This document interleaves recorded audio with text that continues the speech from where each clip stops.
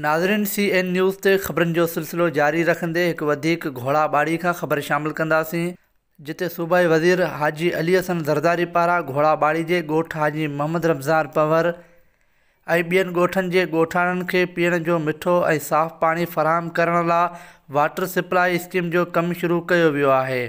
उन मौक़े ते जेल ऐं वर्क्स खाते जे सूबाई वज़ीर अली हसन ज़रदारी मूजिबि त घोड़ाबाड़ी जे माण्हुनि खे सहूलियतूं फ़राहम करण लाइ मुंहिंजूं कोशिशूं जारी आहिनि। पीपल्स पार्टी अवामी ख़िदमत में यकीन रखे थी। हुन चयो त पीपल्स पार्टी अवामी पार्टी आहे जे हर दौर में अवामी ख़िदमत लाइ पाण पतोड़ियो आहे। जॾहिं त वाटर सप्लाई स्कीम जो कमु शुरू थियण ते घोड़ाबाड़ी जी अवाम सूबाई वज़ीर अली हसन ज़रदारी जा थोरा मञीदे ख़ुशी जो इज़हार कयो आहे।